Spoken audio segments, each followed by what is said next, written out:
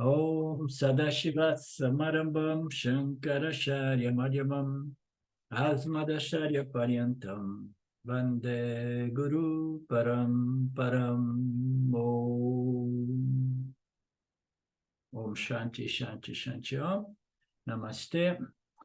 So we have recently, last class, we concluded the verse 19. It was a very rich one, in which Dattatreya was describing the different kinds of sades or yanis, and the different kinds of obstacles to self-knowledge assimilation. And so it was nice, and we have gone through in details, all of the pointers. And then guess what? The coming chapter 20, named Vidya Gita. I haven't heard of the Vidya Gita. I want to do some research. Have you heard about this Vidya Gita, Lynn, before? Or Mark? No, but I think it's just a chapter title. Vidya meaning knowledge, right? Yeah, Vidya, Gita, Vidya knowledge, and Gita. Gita is the song. Yeah? So I don't know. I haven't seen, where this text comes from, Vidya Gita, Gita. But it doesn't matter. I will do a research later on. He comes back with similar, again on the topic, making again a summary or an extensive summary. So we may better go a little bit rapidly, not to be too repetitive, all of these. So I shall now relate to you, he says to Parashurama, an ancient sacred story. On one occasion, very long ago, there was a highly distinguished gathering of holy saints in the abode of Brahma, the creator, when a very subtle and sublime disputation took place. So again, so we have a situation. It's good that he brings it up. A lot of yanis, a lot of sages are there, and there is a dispute to see who is the greatest, which teachings or which means, or which sadhanas suggested by them is the highest. And then here, among a few of these, there is Sanaka, Sananda, and a list of a couple of dozen sages, okay? And other celestial and royal sages. Each one of them spoke of his own system with courage and conviction. So what is the problem about my own system? Is, Vedanta or the Vedic teachings, it is a system, but it's nobody's own system, okay? So it's a revealed system by the creator, by the power of the creator. Brahman, by the power of the creator, reveals the Vedas. So the Vedanta Yani, it does not have his own system, so to begin with. So each one of them spoke about his own pointers or system with conviction, and maintained that my system is better than the rest. So it does not sound very good, right? But they could not reach a conclusion, and then they brought in the creator Brahma. Oh, Brahma, the creator, please give us a hand here. We have a dispute. We know things about this world and beyond, and we know that each one of us is a little bit different due to our vasanas, our dispositions, different configurations of our minds, our different programs. So we know that each one of us is different, therefore we have different expressions of the teaching. So let's say some of us always enjoy Nirvikalpa Samadhi, like Ramana in the early days. Some of us are more like Shankaracharya, wants to engage into the logic of the nature of the universe and the nature of the self, philosophical discussions. Right?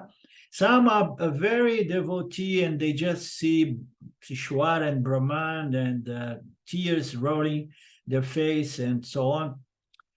Some of them take to work, you know, in the spirit of Karma Yoga, and doing things for society, you know?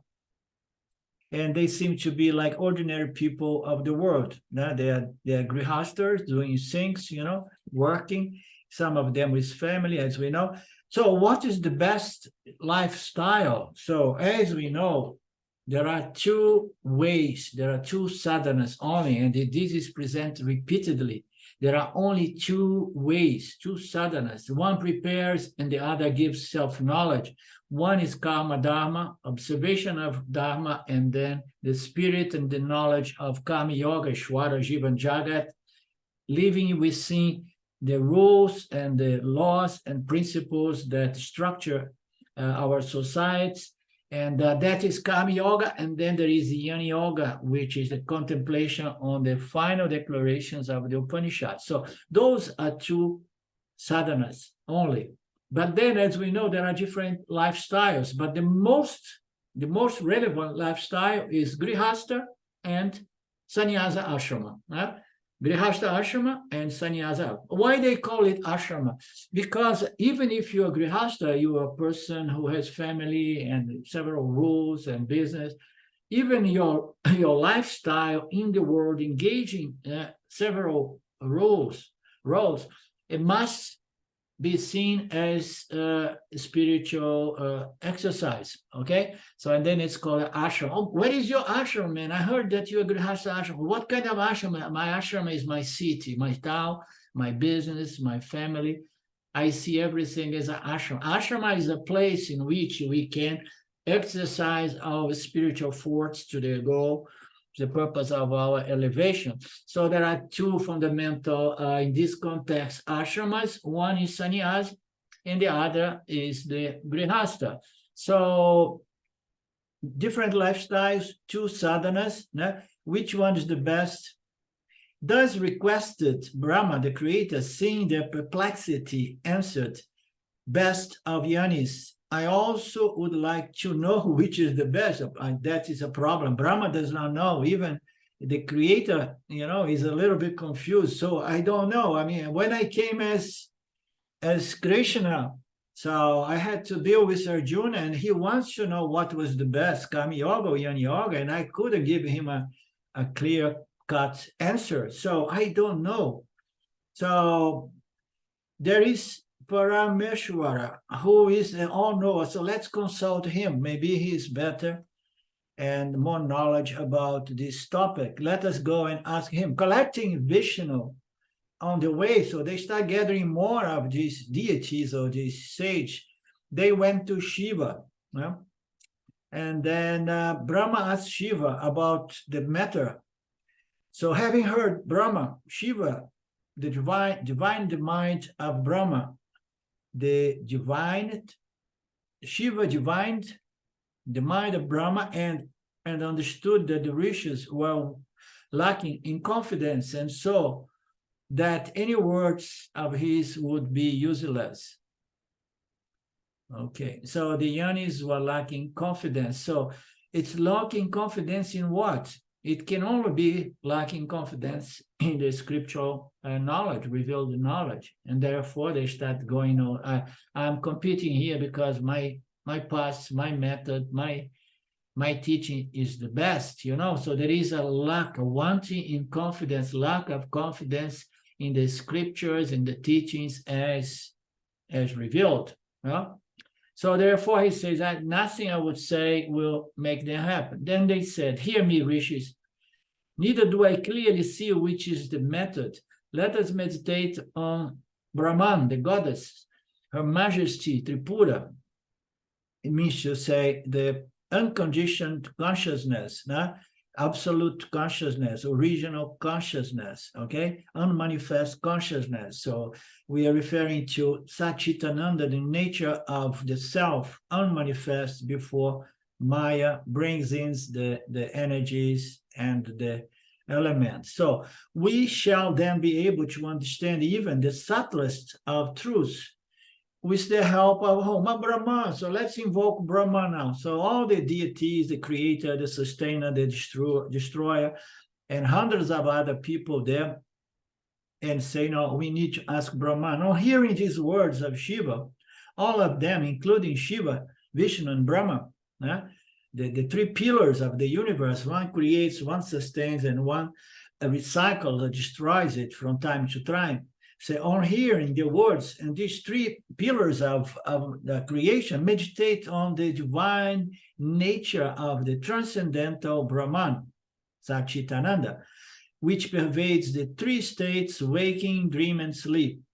And they invoked Brahman, they invoked Satchitananda, they invoked the true self, which is the substratum of all yanis, all rishis, all deities. So like that, Tripura, the deity beyond the three states, therefore it's called Tripura, is the self, which is beyond the three states. So this Tripura manifests in her glory as the transcendental voice in the expanse of pure consciousness. So in pure consciousness, there was something such as a transcendental voice or a transcendental message or a revelation, howsoever we want to put. It's all symbolic. Of course, we know that Brahman has no power to manifest anything unless it becomes Ishvara or Jiva in its very, very limited powers. They heard, so all of this deity heard the voice speak like thunder from the skies. All rishis, speak quickly, and the desires of my devotees will always be fulfilled immediately. So let me help you guys. So it seems you are lacking confidence. Let me explain the situation here. Hearing the voice of Brahman, the rishis exalted, prostrate, and Brahma and the others praised this Tripura, Brahman, Satchitananda, namely the absolute self, absolute consciousness, all-pervading the three states and the universe and all living creatures. Salutations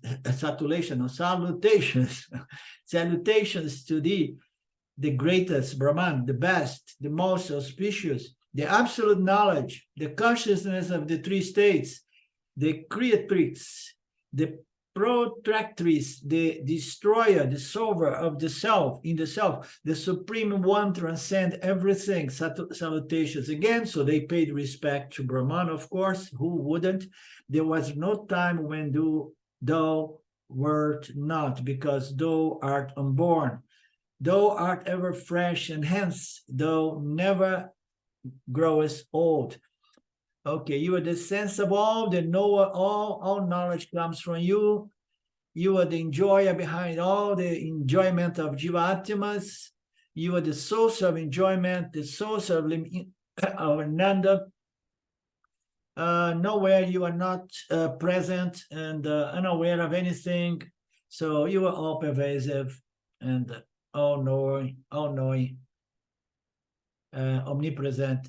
Since there is no all or place or anything in your nature state, this Tripura, the note, there is a note from someone, maybe the people from Ramana Ashram involved in editing this old translation. Since there is no all or place when you talk in terms of our true nature, what we are, space and time is within the nature of Mithya. So in Satya, there is no all, part, or place, or time. The nature state of Tripura is everything that is and everything that is not. Okay, so there is everything that is, and if you contemplate the idea, there is such a thing as non-existence. So that is within Brahman as well. All Supreme Being, salutations to thee over and over again. Before and beyond and behind, above, all sides, everywhere. Kindly tell us of thy relative form and thy transcendental state, thy powers and thy identity with Yana. So this is interesting. He just brings the nature of Brahman as pure knowledge, okay? So pure consciousness, pure knowledge.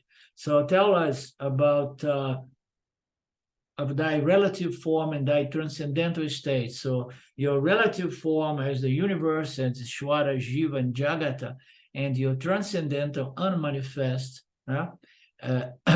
through nature as Satchitananda, thy powers and thy identity with Yana. In which way, Brahman, you, Satchitananda, is the very source of knowledge, because it is Chit, is consciousness in its purity, before it becomes knowledge and ignorance, before it manifests as the sattva guna. What is the proper and perfect means for attaining you as you, the nature and the result of such attainment? So how do I attain you? Because it seems we are not there yet. That's why we are having a dispute here. So we want to know your nature, and and once we attain you, what are the fruits? What are the results? What is the utmost finality of such accomplishment, beyond which there remains nothing to be accomplished?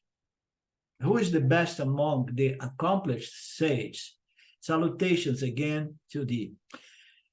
So it's beautiful, this passage. Now, what is the benefit? What is the utmost finality of this accomplishment, beyond which there is nothing to be accomplished? So as we know, self-knowledge is the accomplishment of the already ever accomplished, which puts an end to the search for more accomplished, because you recognize that you have been always ever accomplished. And the accomplishment, meaning to say, understanding my true nature, which is the purpose and the finality of all these human incarnations or intelligent beings incarnated in this density. So what is the purpose? The purpose is to know the true nature of the self, the true nature of God, the true nature of the universe. And then once you know that, there is nothing more to be accomplished. And how you're going to accomplish that? You have to do certain things to prepare the mind, but in order to accomplish it, you don't do anything. You just understand your nature, always ever accomplished as Chit, Sat, Chit. Who is the best among the accomplished sage? Thus besought the goddess Brahman, Tripura, of the ultimate knowledge, began with great kindness to explain it clearly to the sage.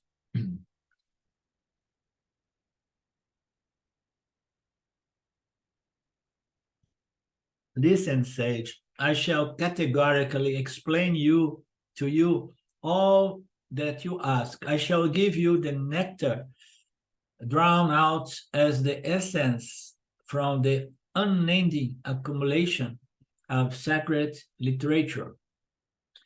So there is an important pointer here. I will give you the nectar, a summary. Okay, you guys are qualified. I'm going to give you the final statements. I will explain you the nature of the self, the nature of Tripura. And I give you this nectar, which is the essence from the accumulation of all scriptural knowledge, sacred literature. So he's saying, like, what I'm going to tell you is now my vision is the unending accumulation of sacred literature. Okay, I am the abstract intelligence. Now, that Tripura, Brahman, he was involved and it says, I am. Now, I am is the abstract intelligence. I am the abstract intelligence wherefrom the cosmos originates, whereon it flourished, and wherein it resolves, like the image in a mirror. So the same concept. Everything springs from Brahman, Brahman is not doing anything, but it's the source of everything, is maintained by Brahman without Brahman doing anything, or Tripura, yeah? and it resolves back into Brahman as a mere image on a mirror, or mere apparent mirage. Okay, everything is just namarupas superimposed on that which is I am, the abstract, pure intelligence or knowledge or chit. Yeah? And everything originates from it and sprouts from it, is sustained by it, and destroyed, just like image a result back as a mirror. It's made in a mirror. The ignorant know me as the physical material universe, whereas the wise knows me as their own pure being, eternally growing as the I within. So the ignorant looks at God in the manifest universe.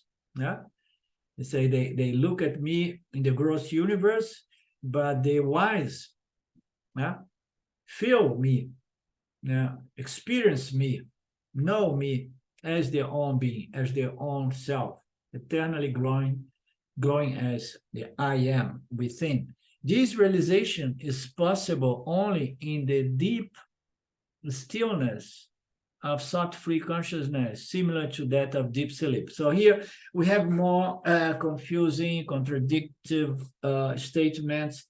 And more I get into this text, more I may understand, or my fantasy, more I speculate that Swami Paramarthananda, although he has great respect to Ramana, he never unfold this book, because there is a lot of contradicting statements again and again that may cause confusion. So here between us, now we are just yes, Lynn? I'm not familiar with the term the I. Is that Jivatma Paramatma? Is that just a term that Ramana uses, or? Yes. Yeah, the I is, you know that expression, I am that I am. It means to say that Jivatma is Paramatma. So, and then the I is the I behind the I. So the eyes behind the eyes, the mind behind the mind. So the source of everything is Brahman. This I is the same I, because there is no dual. The nature of I is no dual. The little problem is the notion of I, it suggests a certain duality, okay? So there is only one I, and it shines as I am the body. But the hint, the beauty of this I am is that it's of the same nature of the self. So you refer I, myself, so there is the chit aspect of Brahman manifest as I am. And the beauty of this I, which is almost as an advertisement of the true I, of the real I, the eternal I, is that this I is of non-dual nature. There is only one I. So it's still externally growing as the I within, the self within, the I am within. So when we say I am as a Jivatma, what happens? This I am almost invariably it identifies itself with the body and with the thoughts. You understand? So, but if we wouldn't have that cosmic program of I am the body, mind, we would just experience I am, I exist. And that is the purpose, of a lot of these statements here of going back to the stillness of thought-free consciousness. Thought-free consciousness is stay put as I am. I am is a beautiful reflection of our true nature, So it's consciousness reflect consciousness in a very contemplative, sattvic mind. And this is what it means. This realization of the true I, the non-dual I, is possible only in deep nididhyasana, in which the mind is still enough to not allow engagement with mundane thoughts. And then it holds to the thought, I am, but it should never hold to the thought, I am alone, like Nisargadatta was suggesting. It should hold, I am, and then direct this I am to Brahman. Because if you hold I am, still you are not properly defined. You understand? You need to understand self-knowledge is the knowledge in respect to the true nature of this I am. So this I am needs to grow to become I am that limitless Brahman, I am that limitless consciousness. This is the Vedantic Nididhyasana, but requires a still mind, free thoughts, free of thought free of objective thoughts, of extroverted thoughts, okay? So it's thought-free consciousness, meaning to say, reflect consciousness, stay put as the luminous aspect of consciousness before it engages with thoughts objects, and then it stimulates ragas and diversions, and then the quality of this reflect consciousness is no longer fit for understanding its true nature. It's possible only in the deep stillness of thought-free consciousness, similar to that of deep sea free from waves. Sometimes we watch movies, there is a little boat far away, lost, and then there is no wind, and then the ocean, it looks like a lake, unbelievable. So this is a beautiful analogy for a mind that is just there, I am, I exist, and then this mind needs to contemplate its true nature in Brahman as Brahman. So the most earnest of devotees worship me spontaneously. Now he shifts to talk to address a little bit that some understands me as the I behind the I, the pure eternal I am, because they have a very purified mind, deep still mind, and similar to a sea without any ripples, and then now he's talking about the other class, the devotees. The devotees are great, they worship me spontaneously. So how can someone grow from early age with this incredible love towards Ishvara, God, or Brahman? I mean, usually it begins with the creator, or representative of the creator, as I often put, one of these deities.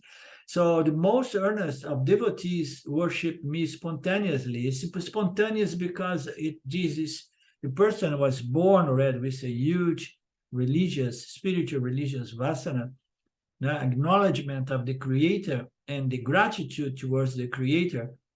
And with the greatest sincerity, this devotee keeps me in mind, in their mind again and again. And this is possible only due to the love they have for me, the creator, the source of the creation. Although they know that I am their own non-dual self. He's making reference to the ultimate devotion, the non-dual devotion, I'm devoting Brahman, I'm devoted to the self, I'm devoted to consciousness. Oh, and then you're devoted to yourself, yes, but not the body-mind self. I devote to the only self, the self sustaining every living creature. So, but where is it? It's all over the place. Oh, but you say that I am that, but there is no question of ego involved, because everything is the self, non-dual self, the substratum of everything. So, because of this long vasana of devotion, deep-rootedly, they come to conceive, to understand the concept of their own self being identical to me, and they worship me as a life current pervading their bodies, sense, and mind. This is so beautiful. So this vasana, this knowledge is so profoundly rooted that produces a very subtle devotion, that runs in the background of one's life, one's mind, like a life current pervading the body-mind, the sense, without which nothing could exist, and which forms a sole purpose of the Holy Scriptures. Such is the transcendental state of Sahaja Samadhi of the sage who recognize Aham Brahmasmi, everything is Brahman, and they worship me. So how they worship me? So they understand that there is only Brahman, there is only water, there are no waves, there is no ocean, there is only Brahman. And so if I have to place my gratitude, I place my gratitude to the highest, that beyond Ishvara and Jagata and Jiva.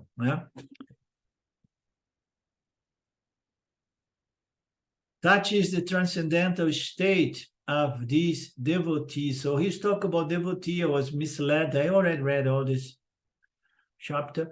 I was saying he was going to address the Saguna Ishvara, the devotees of Saguna Ishvara, but he was referring to the devotees of Nirguna Ishvara, which is the highest level of devotion.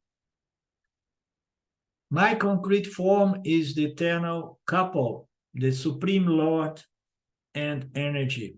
So now he says, my concrete form.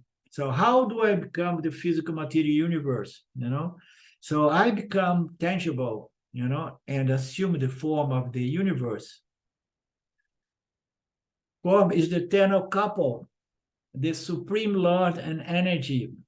So he says, like, I manifest myself as the creator, and all the energies that produce the creation, always undivided union between the creator and the energies, without which the creator, the creature, and the creation is not possible. Therefore, they are undivided, abiding as the eternal consciousness, pervading the three phenomenal states of awaking, dream, and sleep, and reclining on the cot, whose four legs are Brahma, the creator, Vishnu, the protector, Shiva, the destroyer, and Ishvara, the macrocosm causal body, the invisible.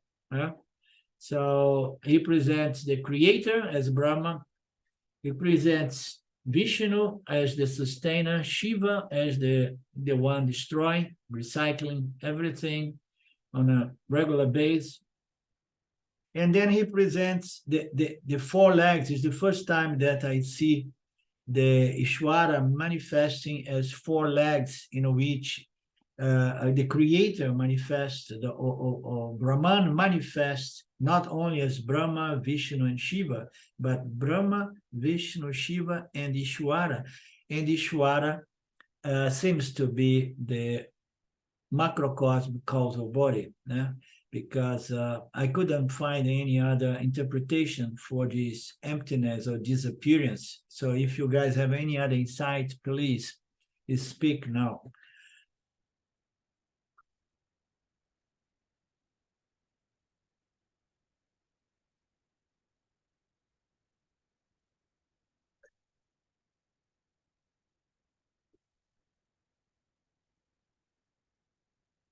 And then it goes on.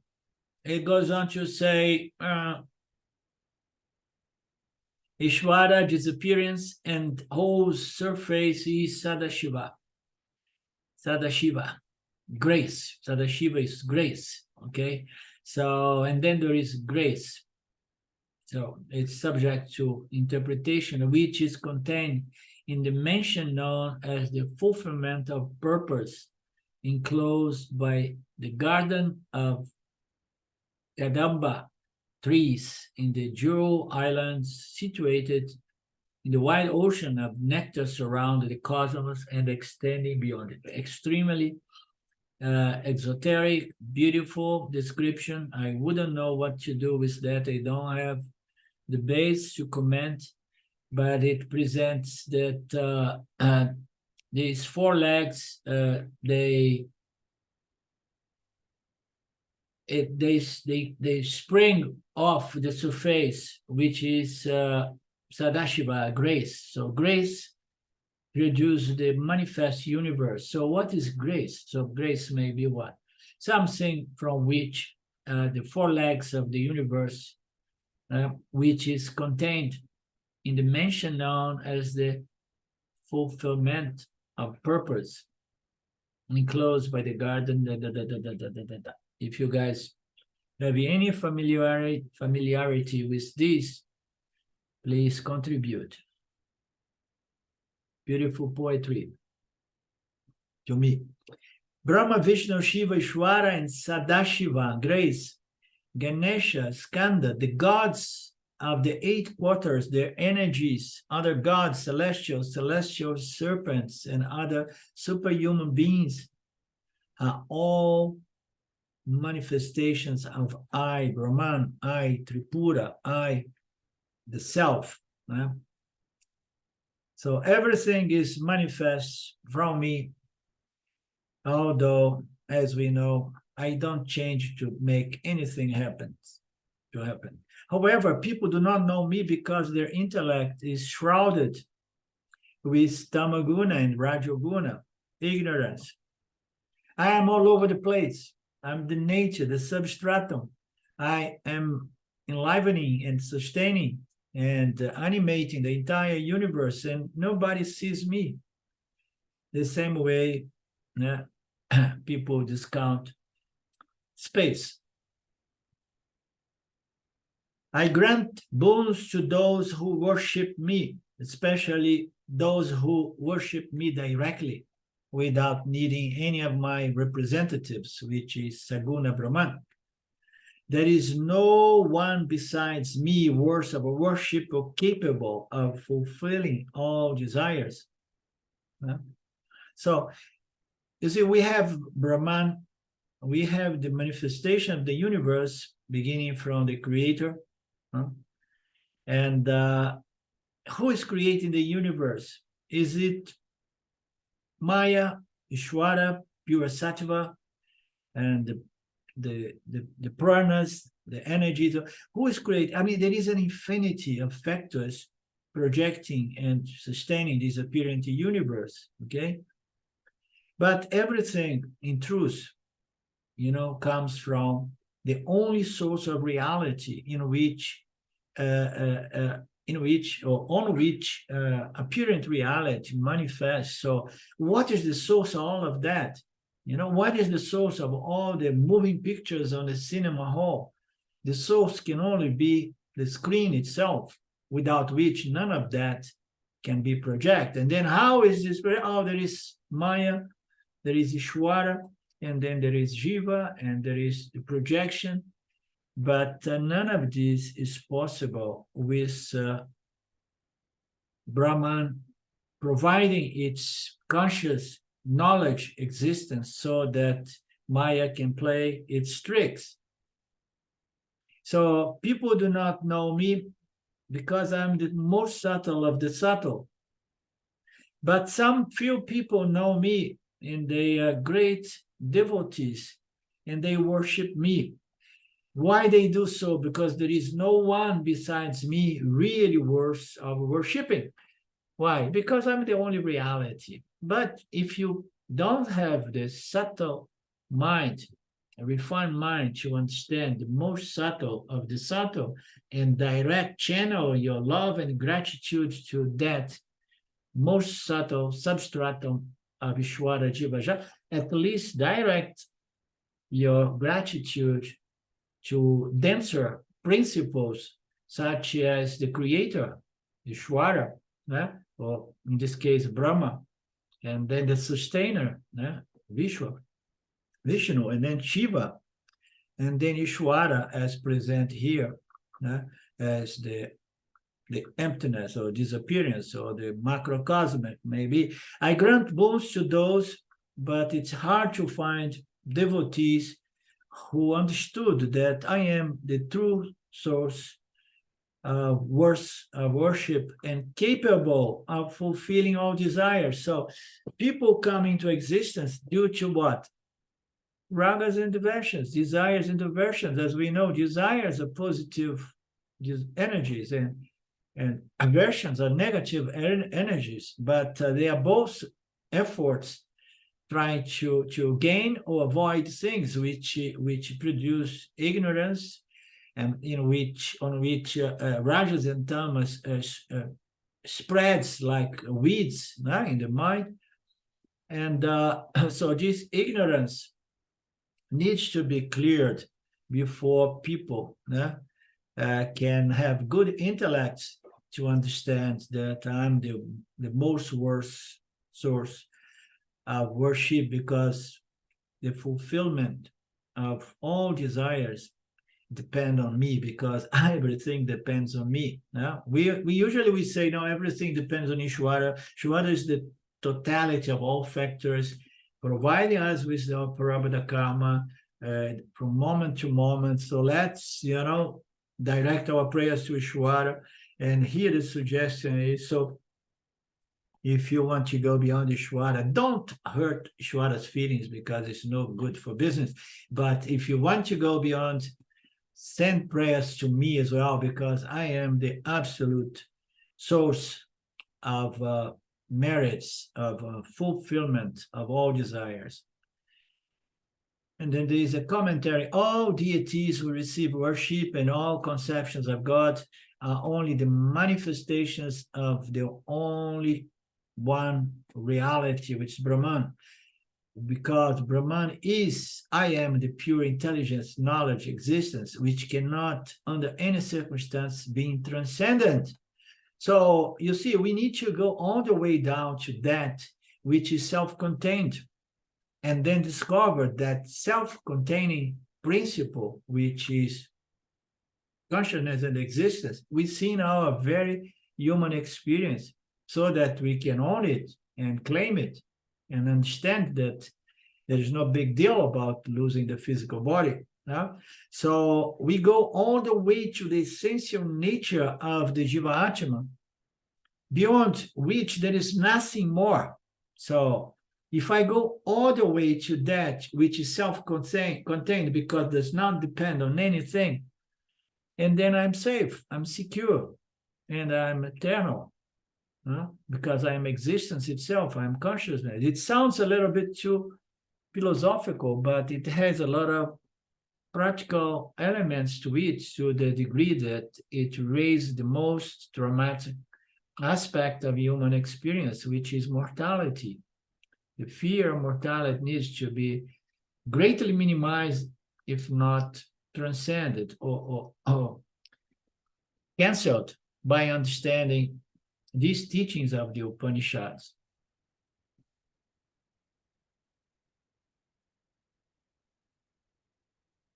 Right, because Ishvara, the creator, all these deities, you see, they are all going back to Brahman to say, so help us out here, because again we got confused, again we are tripping. So we go to that which is clear knowledge, clear existence, and which is not dependent on any other source of conscious existence, and is not subject to change, because even these gods, they may have change. They have a possibility of change, these deities, and then they come to the point of say, okay, we have to remember here that we own our power of knowledge, as gods, we belong to Brahman. So let's surrender to Brahman and let him calm our egos down and stop these disputes. The fruits of worship are put forth by me. So I am the one giving the Jnana Pala and the Karma Pala, whatsoever spiritual effort which is present here as worship to the true source of the universe. And then what are the fruits of this devotion, this love for self-knowledge? They come from me, I, Brahman Satchitananda, according to the mode of worship and the nature of individual desires. I am indivisible and interminable.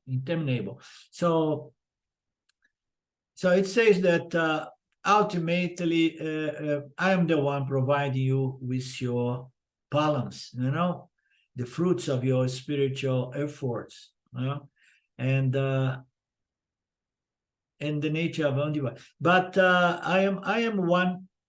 The mode of worship and the nature of the individual's desires are going to be different according to Jivatma's nature. So different people have different desires, as we know, until we desire only what? We desire self-knowledge and purity of mind, purity of heart. Being non-dual and abstract intelligence, I spontaneously manifest even as the smallest detail in the universe and as the universe itself. Nothing escapes Satchitananda. Everything manifests from me, Brahman. Although I manifest in different ways, I still remain unblemished, untouched, because absoluteness is my nature. Absolute. What is something which is absolute? So absoluteness is my nature. It's that which is always ever present, never change, and it's not relative to any other factor or principle or source. So this is the absolute nature of Brahman. But the manifestation is relative, diverse, changing, infinite numbers of namarupas. But I am the absolute conscious existence. This is my being. This is my chief power, which is somewhat hard fully to understand. So the nature of Brahman, as we know, it is easy for us, Vedantins, to understand. Not always easy to clearly understand to the extent of claiming our very nature as the most invisible, the most subtle of all energies, which is not energy. A lot of people believe that God and Brahman is energy. No, it's not energy. God we can attribute to pure sattva, and although we cannot limit to pure sattva, because in order for God to manifest the universe, it has to use all the energies available. But it is the intelligence, the cause of the manifestation. Therefore, all rishis consider these with the keenness of intellect. Thought I am the abode of all and immanent in all, I remain pure and untouched. Such is the nature of conscious existence. Such is the nature of space, never touched. Ever pure, never conditioned by any pollution which belongs to the air, but never to space. I remain pure, such as the light which can illumine anything without ever being touched by whatsoever impurity it may be revealed. Although I'm not involved in any manner, and I am always ever free, I wield my power called Maya. Now Brahman is owning power, Maya, and it's my power, okay? So, but what is this business, my power? Okay, we are not going to get there because we are never going to make absolute logic of these such statements. Because if Brahman is attributeless, without any energy to it, without any power, no, and one without nothing, no inclusion exists within Brahman. So yet, I'm not involved with anything, I'm always free. But through my power called Maya, I become covered with ignorance. So where is Maya? Why he says my power? It has to be my power because everything must be resolved in Brahman, in consciousness, in conscious existence. Okay, so in which way Maya, is power inherent to Brahman? It is in the same way the universe is a manifestation inherent to Brahman. But the only way we understand that Maya, although is a power inherent to Brahman, without compromise the statements that establish that Brahman is one without any power, is to understand that this power, although intrinsic to Brahman, it's still there because it's non-existent. It's not real, okay? It's like a mirage is intrinsically project on the sand, okay? On the desert sand. And then you say, okay, so what is the intrinsic nature of the water of the mirage? We're going to say it is the sand. And then the sand has this power. No, the sand does not have this power. There is some other power, some other force, some other physics that somehow projects a false, non-existence mirage. So the only way we can understand Maya and Ishvara and Jagat and Jiva is by understanding in the way, in the sense when they were created, project, and sustained, and is to understand that none of this is real. I willed my apparent power called Maya. This power I own to be mine because I'm the only source in everything resolves themselves in me. But it is just a mere appearance. Maya is the beginning of Mithya. Maya is an appearance within consciousness. I'm the only reality. I remain always free, untouched by Maya, which is the cause of the superimposition called Ishvara Jiva Jagata.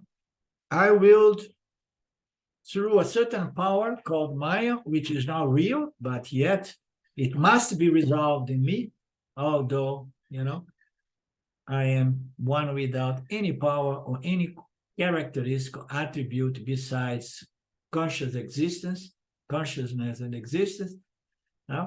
So I have within me the potential for consciousness and existence. I exist, but without any namarupas.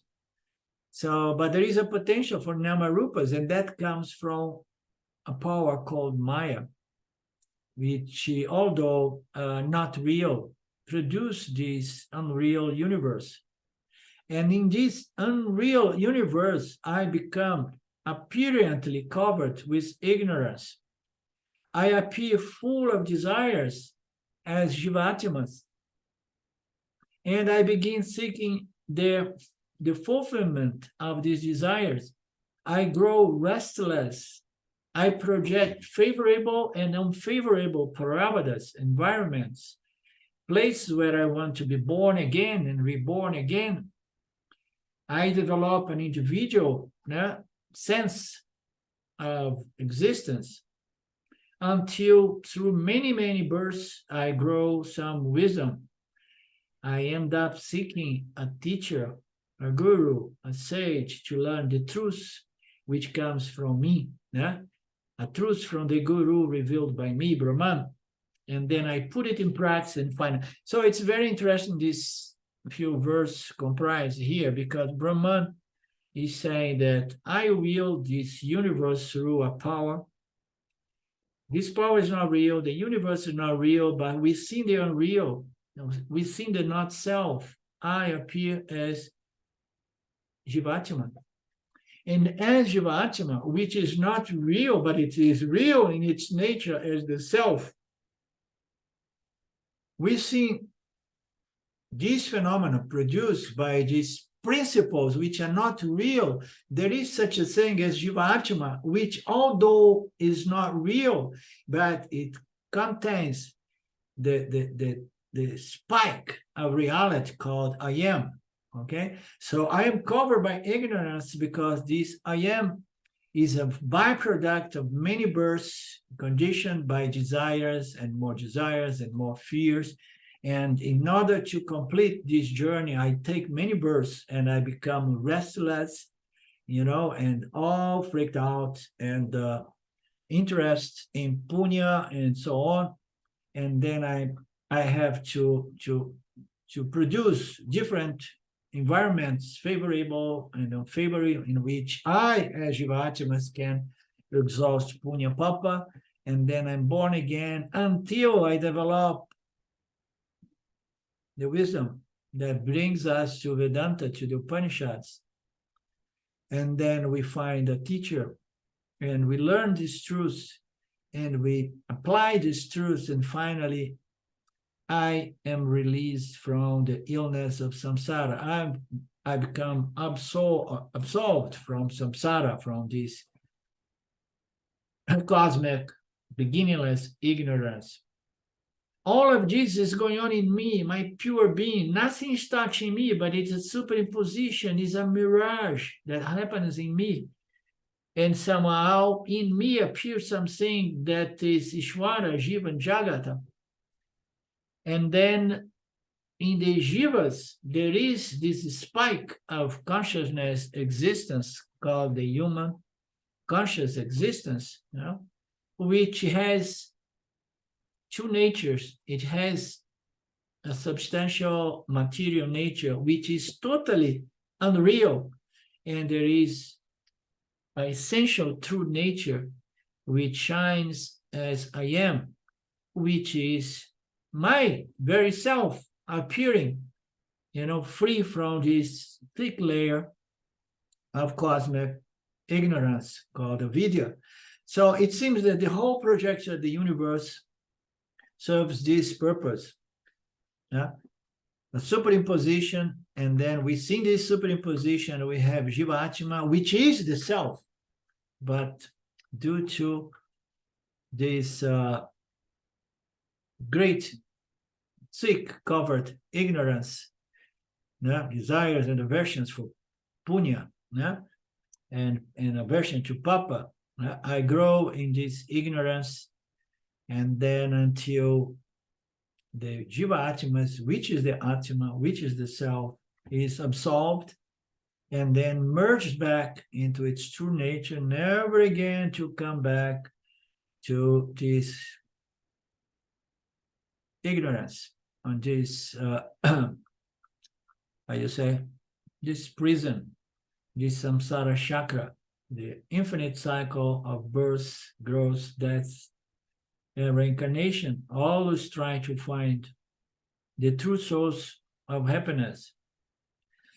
And all of that is happening in me while I remain uncontaminated, ever free as absolute Satchitananda. This manifestation of the ignorance and the free, oh, the jiva, they are ignorant. Oh, they are bound and they are free. They are bound and they are free. All this manifestation and manifestation of others is called my creation, which is, however, without any accessories. So what do you understand by these accessories here? Help me out.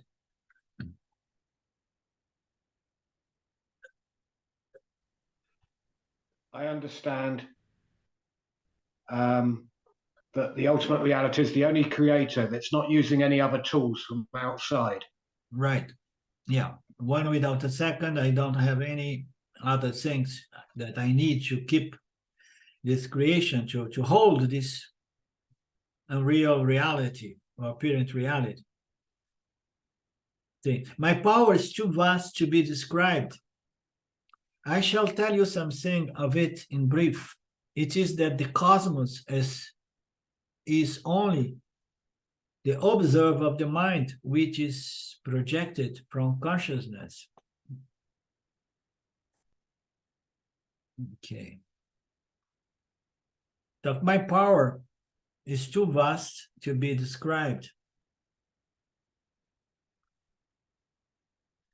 But I shall tell you something of it, of my nature, in brief. it is that the cosmos is only the observer of the mind, which is project from I, consciousness. So the Chit aspect of Tripura, of Brahman, is responsible for the conscious knowledge. And then the cosmos exists within the observation, objective observation through the human mind. And the mind is not apart from consciousness, is project from consciousness, and then within the mind, we have the cosmos, the universe. The cosmos is only the object of the mind, the observer of the mind, and the mind is project from me, consciousness. Now, it goes to the pointer to the fact that the entire universe happens within the mind, and the mind is an extension or a projection of consciousness, or the best analogy or description is a reflection of consciousness which occurs in a subtle body. So consciousness, Paramatma, appears as reflected consciousness, observe the world, and all there is to the world, the reality of the world, is just the observer of the mind, and the mind is not apart from consciousness. So now we have the universe and then the mind, everything resolving back in consciousness as the only reality. Location of the object helps us to understand this passage here. Knowledge relating to me is complex, but it can be dealt with under the two categories: dual and non-dual, of which the former relates to worship and the later to realization. This is beautiful.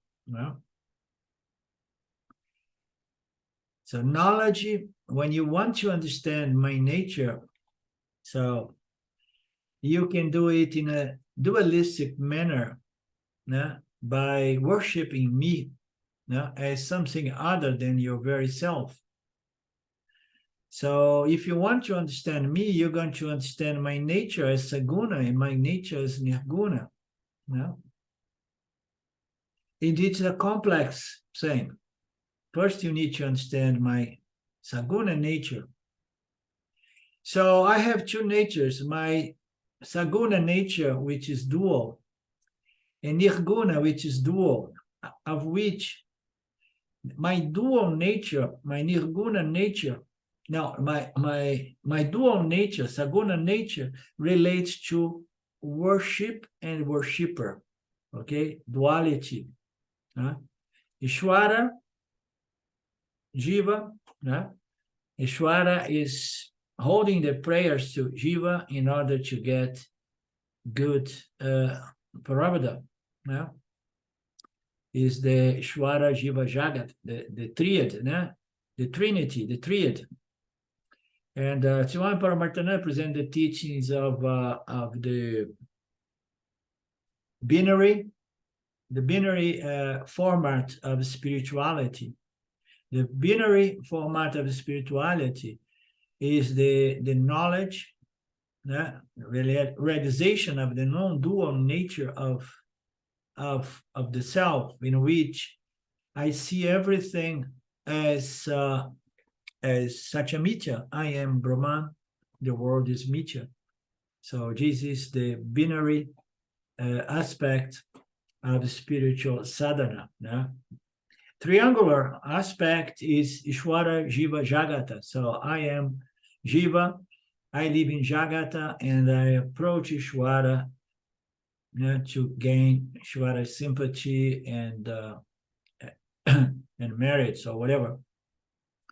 So dual and non-dual nature, of which the former relates to worship and the later to knowledge, to realization. Because the moment that I put things beyond the triangular Ishwara, Jiva, Jagat, understand Ishwara, Jiva, and Jagat, is Mitya. But there is something within Ishwara, something within the Jiva Atma, which is real as well, which is consciousness. So, and then I just want to sort out what part of myself is Satya and what part of myself is Mithya. And then I start discriminating everything from my true nature as Satya, even my mind, my intellect, and so on, until I understand that all there is consciousness. This is beautiful. I don't know. I thought it was going to be repetitive, this chapter, but I think I'm enjoying it. I hope you guys are enjoying as well. The most profound, how you say, nididhyasanas.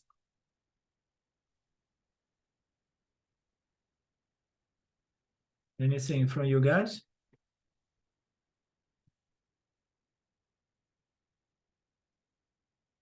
Om Purnamada Purnamidam Purnamudachyate Purnasya Purnamadaya Purnamevavashishyate.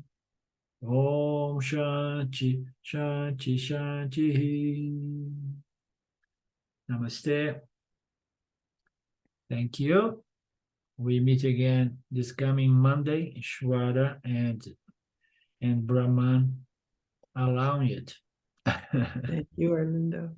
Namaste. Bye-bye. Bye. Thanks, Arlindo. Thank you. Bye.